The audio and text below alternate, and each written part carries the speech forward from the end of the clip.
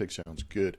Hey, welcome to Endless Blummer. And Tuttle, we're back in the saddle, man. How did it feel to get back in the saddle? Because according to our producer, Marcus Ramos, he said that the feedback was pretty good.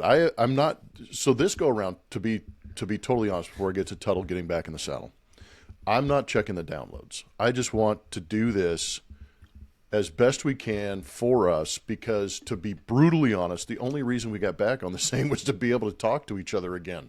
At least that's what I felt like.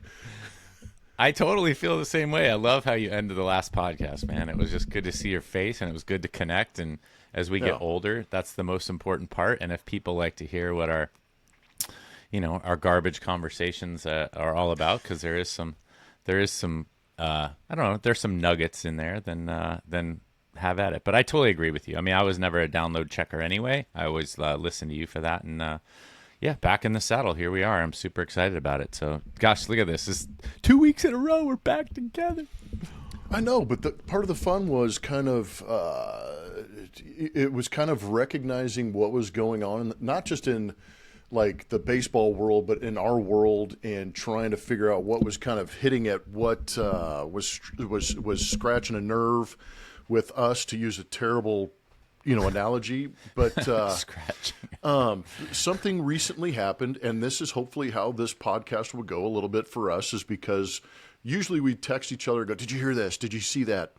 And something kind of hit me last week, and it was kind of unique in the sense that in baseball, we have seen massive contracts given out. We could go back to Denny Nagel. We could go back to Mike Hampton. We could, the Albert Pujols contract, some of these 10-year contracts that have just exploded.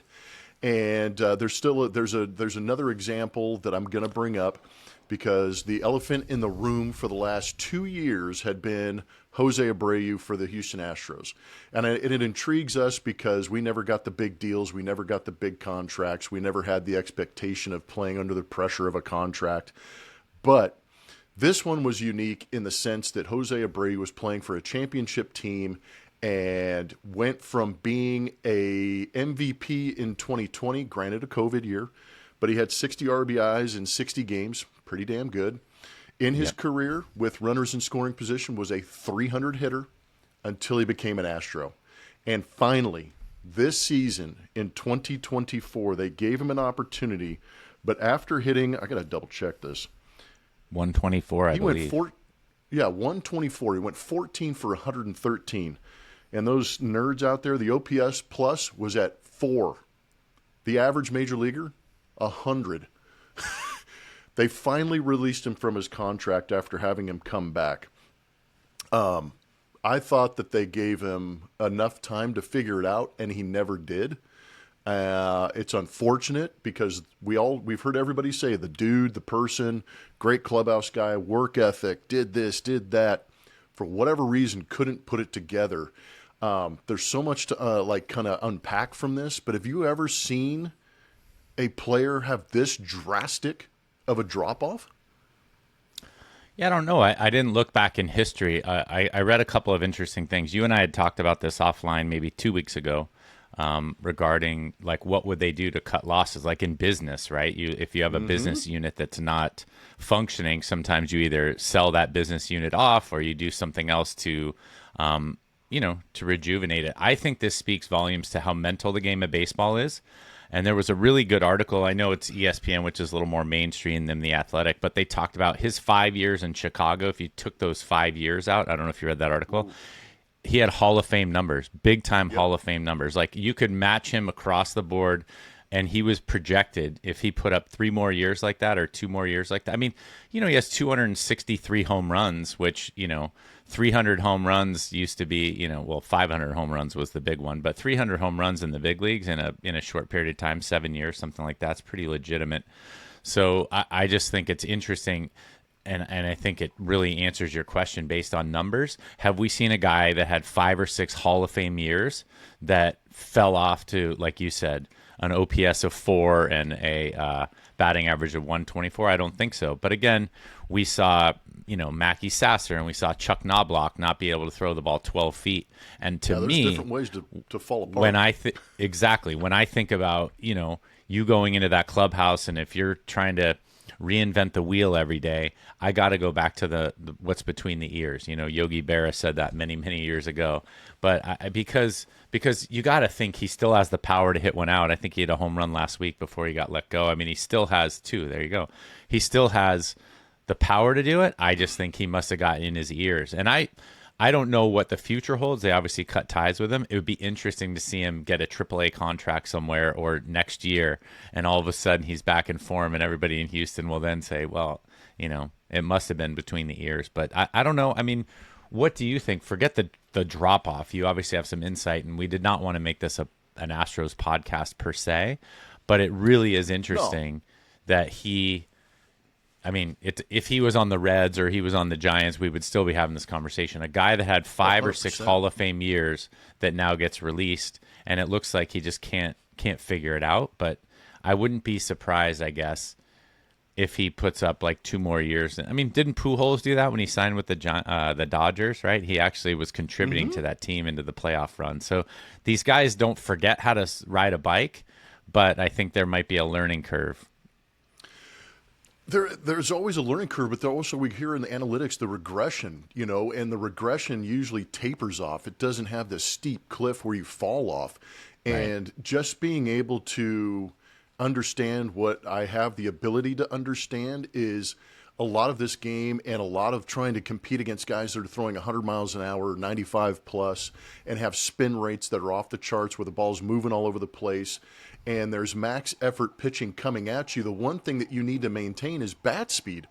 And if you're not maintaining that bat speed, you have to make the adjustment.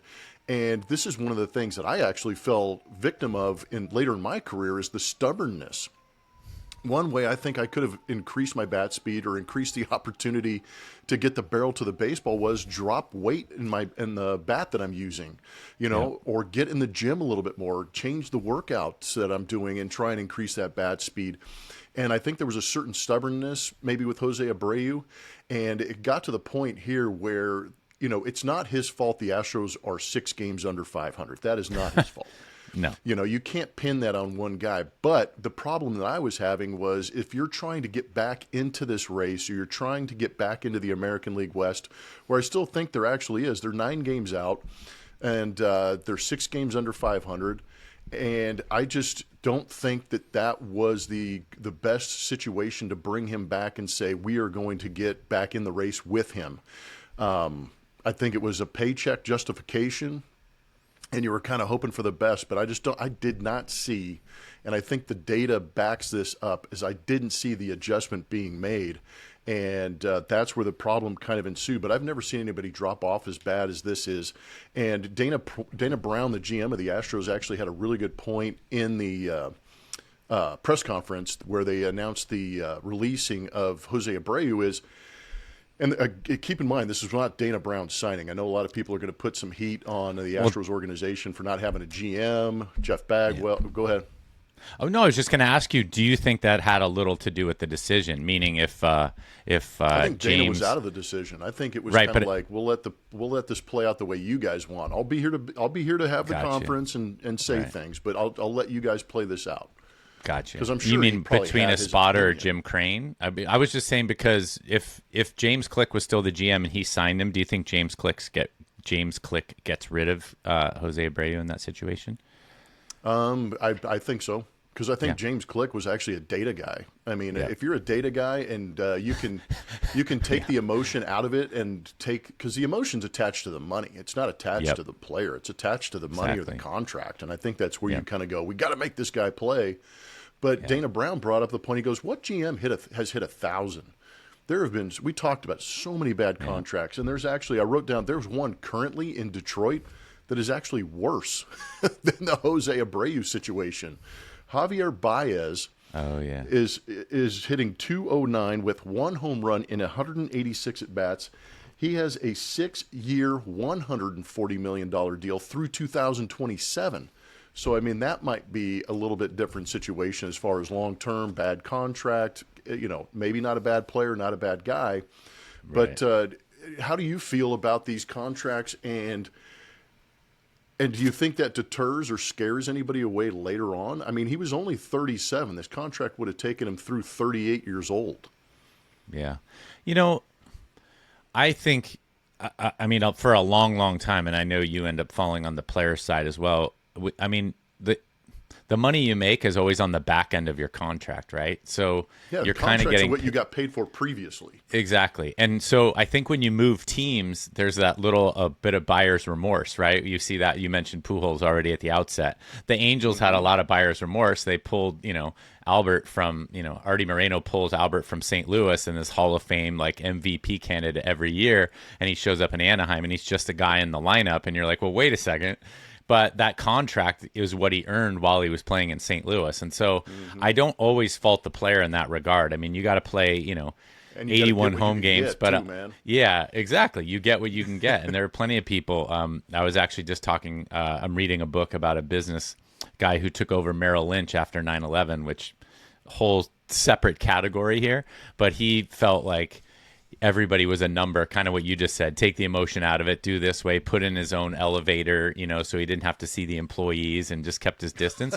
Well, he ran Merrill Lynch into the ground, essentially. I mean, he got fired, but he got $160 million, kind of pension to get out of there. He's like, oh yeah, nice little golden parachute. So again, I don't really fault the players or Abreu, but I do go back to the mental aspect. It'd be interesting to see if he does what Pujols does, signs as an kind of an experienced guy. But I think where the rub is and where people get fired up is the Astros like, get rid of this guy, he's a bum, because they don't have the 5-6 year history of him in Chicago. If he stayed with the same team, you get a little bit of empathy and sympathy, kind of like, hey, this guy was awesome. He was he was a powerhouse, and he was a guy to be contended with, a powerhouse in the middle of our lineup, and now he's falling off a little bit.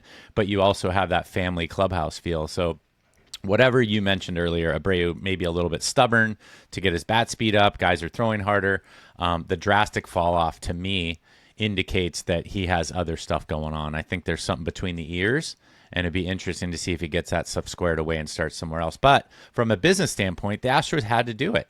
And I think that's where, being older and grouchier, and when we talk about having the ability to get on here and just connect, is you and I typically agree on that, is if you can get the emotion out of it. Like, I don't begrudge a guy for getting the money that he earned by being a superstar, but you got to cut your losses. If you're 4 games out, 5 games out, 6 games out, and you feel like you have a chance, then you got to bring up guys that are young and hungry that can make that clubhouse, full of piss and vinegar, for lack of a better word, and get the Astros on the right track.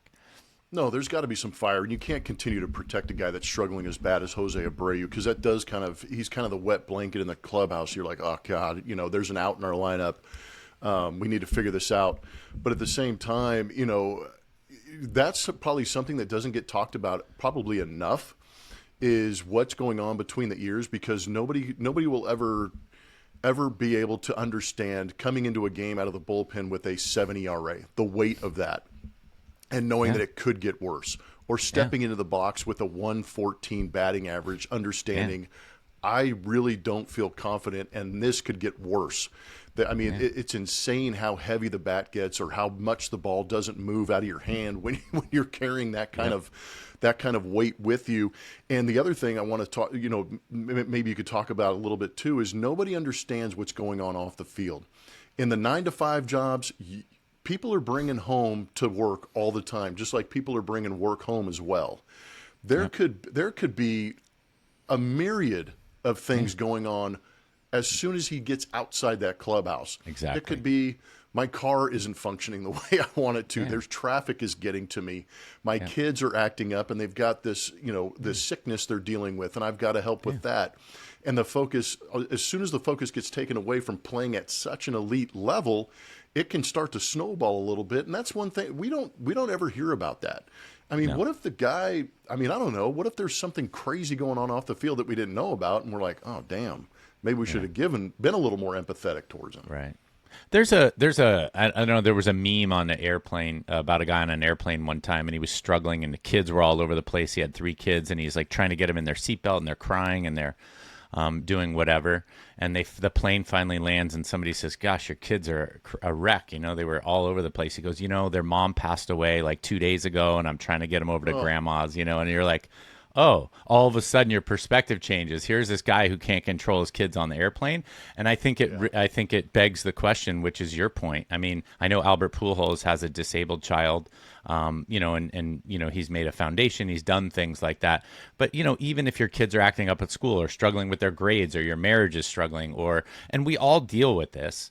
But this, the guys in the clubhouse that are able to disassociate that self, like actually treat it like a job, are the guys that do the best. Like, hey, I'm showing up at work today and this is what I got to do. And then they get out of the clubhouse and they go back to that. And that's where I think, the guys that can compartmentalize and do that the best, which is why, again, I go back to the Chicago clubhouse versus Houston. I know nothing about those teams, but when Jose Abreu was at his best, I'm sure he's an integral part of the lineup, an integral part of the clubhouse, maybe even choosing the music, maybe one of the team captains, right? In the MVP race, he obviously won the MVP in 2020. Then it's different coming to a new clubhouse, trying to establish yourself where you haven't really proven yourself, except looking back, on the back of your baseball card saying, well, this is what I used to be able to do.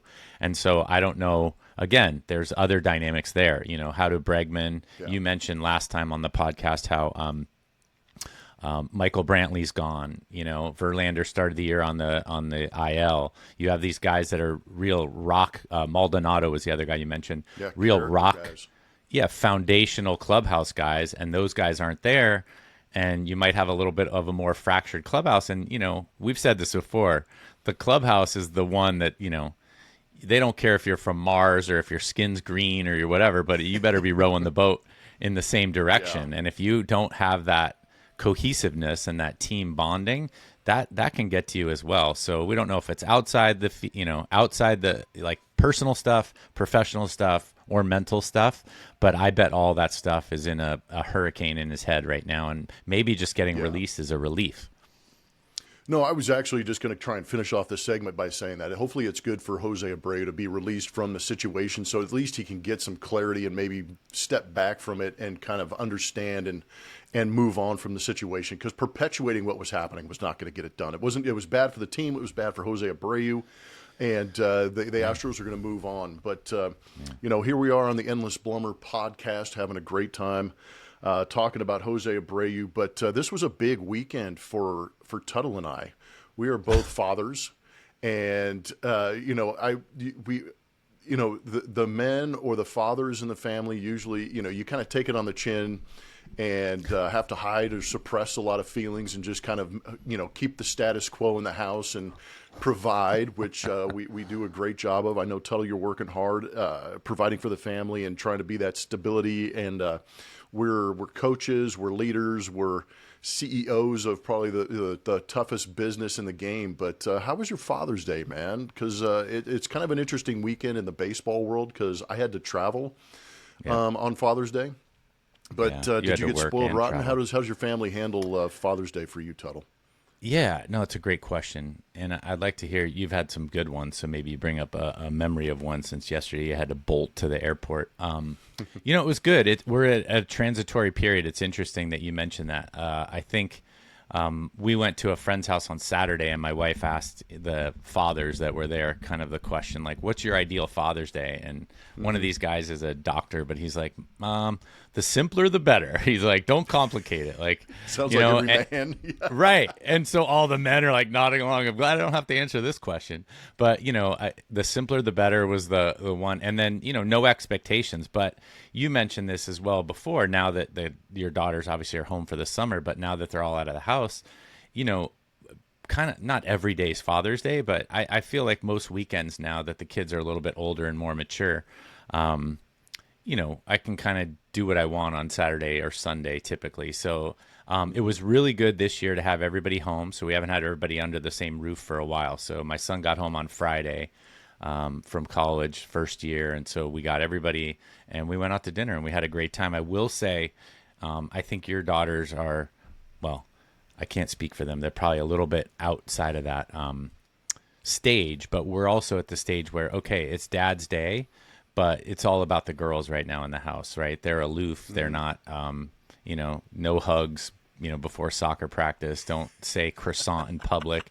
Don't look in your blind spot we have my friends in the back seat, that kind of stuff. So, oh boy. So to go out and actually go, okay, it's Dad's Day, and then make it about them is kind of an interesting. I mean, we're in this period where, they're into their friends and they have so having everybody under one roof out to a family dinner was perfectly enjoyable for me.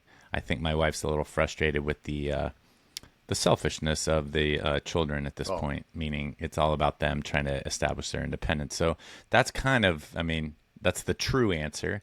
I had a great time, but the true answer is, it's a phase, right? So tell me, have you pulled out of that phase a little bit now that they've been gone for a little bit? When they come back, they are a little bit more about you, or how did that go for you yesterday?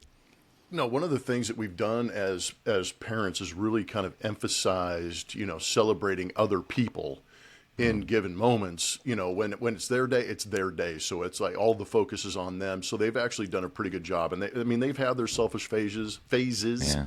Yes. But we try and encourage to get past that as quickly as possible. But recognize that there is a little bit of benefit to focusing on yourself and being able to enhance and take care of yourself, because sometimes the other person doesn't necessarily do that all the time. But Father's Day has been great for me. Having 5 women in the house obviously caters to having at least one good day a year, if not 2 for my birthday. Yeah.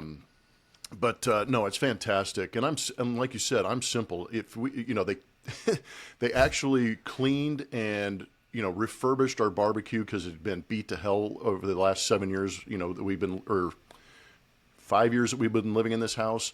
So, we got a whole, not a whole new barbecue, but it was definitely repaired, and it's beautiful. It's clean. All the mice that lived in there over the off season are now out of there. And so we barbecued, had a family dinner, kind of sat there and enjoyed each other. And then we went to a local place called Home Run Dugout, which is basically Topgolf for baseball. And they were having a couple of country concerts at the facility. So, and one of my daughters actually works there. So we went and saw her and got to hang out with a guy named Hayden Baker, who's a huge baseball fan, and listened to some really good music. So that was a really good day. You guys did that on Saturday instead of actual Sunday, right? Because we had a 3 o'clock game on Saturday. We're able to have the evening to ourselves. It got a little chaotic, and I did get a little selfish on that day. But have you heard some of these big league teams that have these family trips? I have not. Okay. So everybody knows that the big league teams travel on private charters, whether they're domestic charters, which could be just a basic 737, first class, and then economy class, where everybody kind of gets their own row. Things have obviously changed since I've gone from the player seats to the broadcaster seats. Now I have to share a row. Truth be told, since I've been traveling as a broadcaster, Julia Morales and I have been seatmates the entire time, which is great because she sleeps. Yeah. She's small. It's like I can. That's always key. I always stick my daughters next to me if I can on the airplane. Like, you guys sit over there. Yeah. But when I was playing, we would have, one trip a year. There would be a family trip. And, there were usually limits on it. Fiance or wife had to be the significant other. If you had kids. Not your 3 girlfriends. No, I'm kidding. No, wait, did I say that out loud? Have a road trip earlier in the year with one girlfriend, at the end of the year with another girlfriend. That's terrible. It obviously creates a little bit better atmosphere because the wives aren't looking over their shoulder going, who is that? Who's she with? Exactly. Yep. But and then there would be limits on, the child had to be 5 years or older to get on the plane. And it was a lot of fun, and things have changed a little bit. We're on a family trip as it is. And just to give you a little bit of insight, the game. Two things before you get into it. So I forgot where you are now, but last year I did remember this. You mentioned family trips. So last year the family trip was here to California because everyone was at. When I went to see at the hotel, you're like, oh, yeah, everybody brought their family. So I was aware that I wasn't sure. So where are you right now? And players are doing that more because they have the resources. The Major League minimum getting up to $750,000. You can fly anybody anywhere. It's great. Yep. Yeah. But we're in Chicago. It's only a 3-day trip. But just to let you know, we are not flying our normal Astros charter. We had to get a different plane, but the game ended at 3:15. I got into my hotel room. Now, granted, keep in mind, the flight to Chicago from Houston is 2 hours on the nose. Gotcha. I got into my hotel room at 11:15 last night. And the plane landed when? My friends, is a long day. Oh, yeah. These family trips are exhausting. So So how did this go though? What do you mean? So the game ended at 3:15. When does the game ended at 3:15? The plane was late getting into Houston, so we didn't get on a bus from the ballpark until 5:15. Gotcha. Plane was there, doors open, loading up an entire 757. It was boiling hot. Yes, and I mean, I'm sitting in the back, and I have like a portable fan that I travel with and put in the booth just because, sometimes it gets warm. Yeah, and I had to turn that thing on in the plane, but I didn't have like a 3-year-old crawling on me. I didn't have a baby crying. No. And I felt terrible for some of these family members that had their like toddlers on there. Could you imagine having a hot kid in your lap while it's 110 on the plane while you're trying to get ready to take off? It was unbelievably warm. Wow. But there's 5 buses. Everything takes so much time. It's unbelievable. But yeah, it was an 8-hour travel day just to get to Chicago. Yeah, and you had a lot of waiting around because it's just you with your little roller bag. So you finish the game, have a Coors Light or a St. Arnold or whatever, and you guys are sitting up in the booth just waiting for them to call the bus. Is that what they're doing? Yeah, we were watching the U.S. Open golf tournament, watching Bryson DeChambeau, we're watching. Actually, Rory just choke off a couple of putts. Good Lord. Well, that was something I was going to ask you. I had 2 little things, and then we can cut out of here. With the Rory McIlroy thing, Scott Van Pelt last night said it, and he said, look, he brought up Greg Norman at the Masters, that 5-hour like meltdown that Norman had a long time ago. That was rough, and Norman stood under the magnolia tree at the end with the press conference, and he answered all the questions, and like Scott Van Pelt said, he wanted the ground to open up and to be swallowed whole, so he didn't have to stand there and answer the questions. And you've been there before too, answering the questions. I mean, typically it's more fun when they're asking you like, how did you get a hold of that pitch and win the game for the team? Outstanding. That's a great one. But by the same token, and I had coaches say this my whole life, like, if you're going to revel in your success, then make sure you spend the same amount of time and understanding and learning how to grow from your challenges or for your mistakes, mistakes. And coaches do it all the time. And so anyway, what do you think about Rory McIlroy, 7 minutes later, like squealing out of the parking lot and not answering any questions? I mean, we can understand. I understand why he didn't do it, but I just think, I don't know. I mean, it's hard to fault people for doing that, but I feel like you lose a little bit of respect for guys, and maybe he'll come out today and say, "Hey," but I mean, do you think he should have stayed there and sucked it up, or what's the kind of the consensus on that? Yeah. I think he acted the way that everybody thought Bryson DeChambeau would act if he lost a tournament. Yeah. Right. That's what's crazy. But if you go back to, I think it was the previous one was the PGA. Tournament, the most recent major that Xander Schauffele won, and DeChambeau got beat by Xander Schauffele. I just watched that. That was the PGA Championship. Yeah, that was the other major. Yeah. So DeChambeau stuck around and shook Xander Schauffele's hand and said, "Hey, man, you just beat me." Yep. And Rory ran, and I don't like that because we understand it. Right? We know how that feeling is. is. You totally understand it and you respect it. But, I mean, how often has running from a problem made you a better person? No. Or running from a mistake made you a better person? Because I think you nailed it with the fact, and I've said this, I've been able to go out and speak to high schools, teams, corporations, and said, if you're going to and I've told them, I'm like, you celebrate the hell out of your victories because you've had so many failures you've had to endure to get to that point. Yeah. But do not recognize the failure, because if you do and run from it, it's just going to haunt you for the rest of your life. And I don't think this is going to be something that haunts him for the rest of his life, but it's going to be buried back in the, somewhere in the subconscious where, man, I wish I wouldn't have done that. And that's where you don't want to have that regret. You've got to be able to face those things and say, you know what? And every one of us would agree to this. How many 2 or 3 foot putts have any of us sat at a muni with nobody watching except our 3 buddies, buried over a $5 putt, and you've missed it? You're like, there's pressure.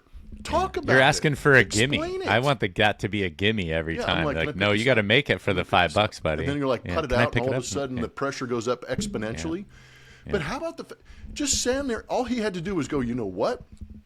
This is a major championship. I'm a damn good golfer, and I felt it. I felt the pressure. Yeah. And maybe it had an impact, or maybe I just made a horse shit read and made a bad putt. Either way, recognize it. Because the quicker you move on from that, the better you're going to be. And I think sportsmanship still has to be something we talk about. And I know that this day and age is different for you and I, because we didn't have to play in the 24-hour news cycle. We didn't have 4 ESPN channels. We didn't have TikTok, X, Instagram, or streaming. There's a lot of heat out there, but I feel like he ran away from something, and that's going to tarnish the image of Rory. Yeah, I agree, and I think you understand, like you said, you can get it. He hasn't won a major in 10 years, and he's still one of the top 10 golfers in the world, and there's all this pressure on him. There are other things, but I agree with you, and I think this kind of goes back to what I alluded to last time we spoke here on Endless Blummer, was the sportsmanship aspect of college baseball, right? I love the home field advantage, but there's that line you try not to cross from a disrespect standpoint. I mean, you mentioned AJ, which I thought was funny. You probably got to see him last week. AJ, you don't like the Stanford Cardinal AJ.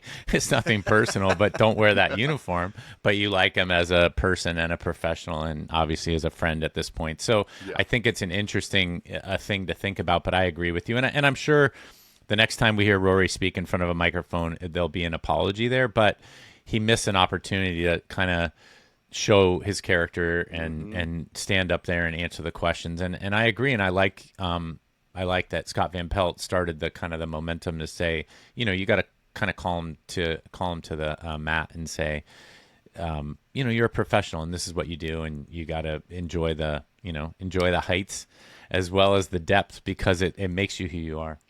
So when you're watching professional sports or college sports where you have to have the attention put on you, is there an expectation for the athlete to stand up there and do that? Or can you just say, you know what, I effed up and I'm out of here, bye? Yeah, I don't know. I mean, I don't think you can always process it. I love when guys, right in front of their locker, like, what did you think of? He's like, I don't know, I was terrible, or whatever they say. Like, they haven't put a lot of, so it's not even the expectation. I think there's so many other things swirling around. This always goes back to the people that apologize, right? Like Andy Pettitte. They never bring up Andy Pettitte in the big steroid HGH thing, because Andy Pettitte said, you know what? Yeah, my elbow was tweaked, and, I'd been an all-star pitcher and was trying to get the Yankees back to the World Series, so I felt like it would help my recovery, but I'm super sorry, and I think it was cheating, and I think it was a mistake. Awesome. Like, we don't talk about that anymore. So if you can articulate something, as simple as that, and we do that with our kids, and I'm trying to get better at it still. Just apologizing gets you so far. And so I do think he'll have the opportunity to do it. So I don't have the expectation that they have to stand there and be articulate and have their thoughts gathered right away, because it's challenging. And man, it can weigh on you. I'll go back to, I've told you this story before, but Ron Howard was asked. Ron Howard and Brian Grazer they did A Beautiful Mind and Cocoon, and they did all those movies, and they have a producer for their movies, a venture capitalist that does all the money, and he hires like ex-Olympians, ex-athletes. And Ron Howard always asked him that, right? Ron Howard said, "Gosh, you have all these ex-athletes working in your firm. Why is that?" Because they are good at teamwork and they're competitive and all that. And he's like, "Nope." He goes, because they've come in second, they've lost more than most people ever have the opportunity. And I think we do. We get into the Bryson DeChambeau yesterday, was so excited, pops a bottle of champagne. He's won the $4 million. But it takes so much work to get to that moment. And you know this very well, having been there, that's what you're seeing. You're almost seeing the relief. You're seeing the relief. 100%. The popping of the champagne and the laying on the floor and the hugging your teammates is the relief from all the pressure and the focus and the intensity and the hard work that you put in. And so that pressure valve needs to be released. And I think that's what people mistake that for, like, this celebratory thing. And I think really what it is, it's more of a sense of relief. And I do think it is hard. You have to practice owning up to your mistakes as well. So 100%. Good lessons to be learned in watching a lot of sport. And we learned a lot through playing sport. Yeah. I'm going to shut this one down right here. Yeah. Welcome to thanks for listening to this episode of the Endless Blummer. I'm out. Yeah. All right. Awesome. I love it. Watch the Euro Cup a little bit, and let's talk about that next time. I've been watching the Euro Cup. I'm addicted. I know you don't like soccer. I got a question about Caitlin Clark, too. I like the teaser. Oh, little teaser at the end. Euro Cup is on and strong, and it'll be way further along, and I want to talk about Caitlin Clark. So next time on Endless Blummer, here we go. Later. Oh. Okay. It's probably evergreen, right? Or is today the anniversary? Well, I mean, today's actually the anniversary of it. Yeah. You'll have to cut it.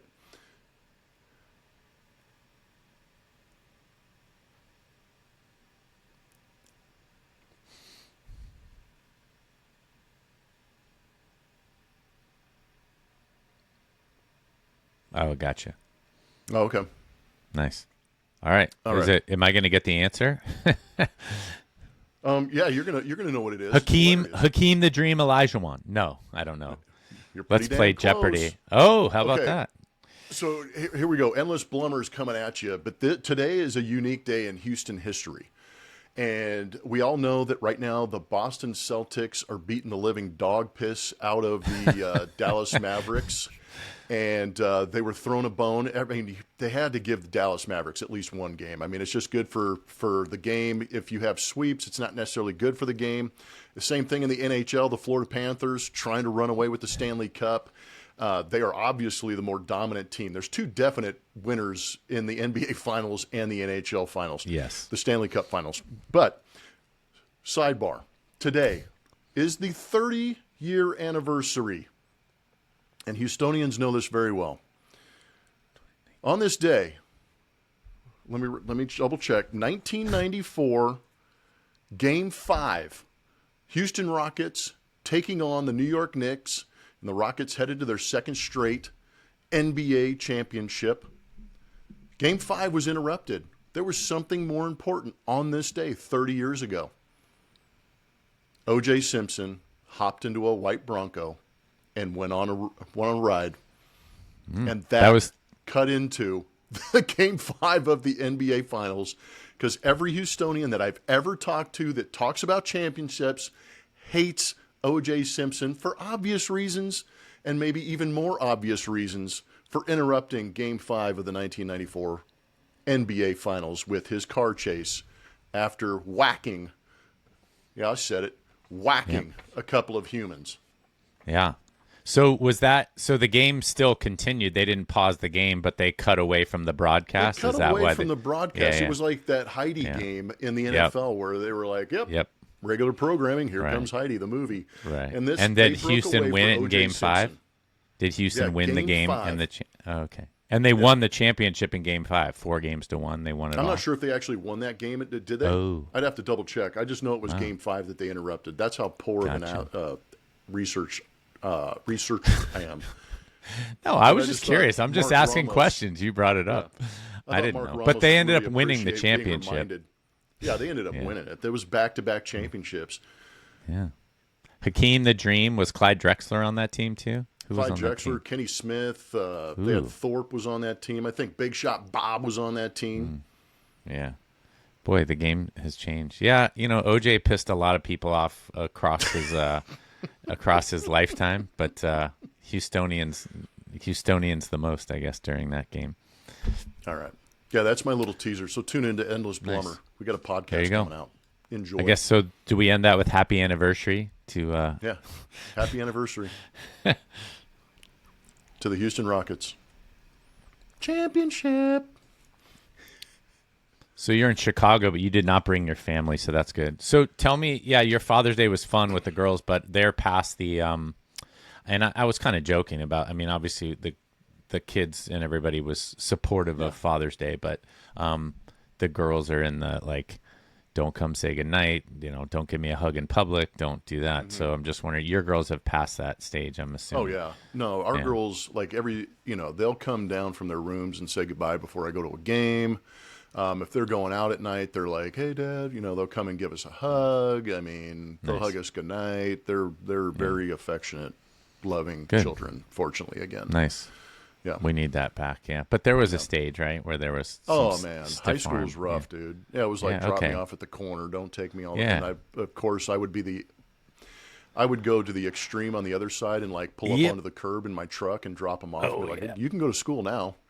Yep, dude. Like, they don't get it when you grow up in a locker room. They don't get it. Like, the more let me go. Yeah, where's your wound? Where's your wound? Like, I'm just gonna pour a little salt in that thing and poke it a little bit more. I'm like, look, there's no one around. I took Jenna to soccer camp last week.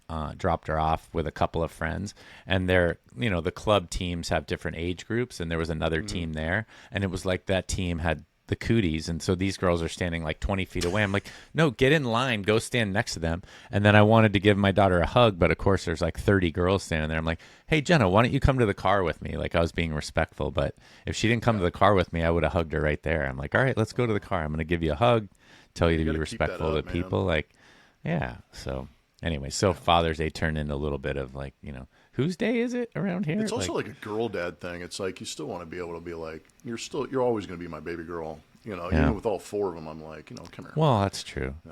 Yeah, and they will, and they come back around. It made me think of I read this book.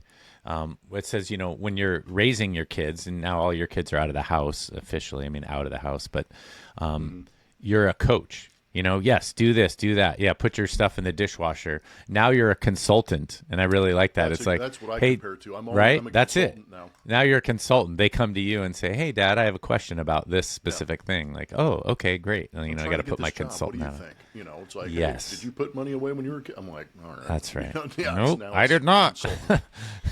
Yeah, that's what it is. So, coach and consultant. So we're in the transitory phase from coach to consultant, and it's tough. So anyway. All right, dude. Well, this is great. Let's do Endless Blummer for the rest of the summer. It rhymes. Yeah, I know. It worked out well.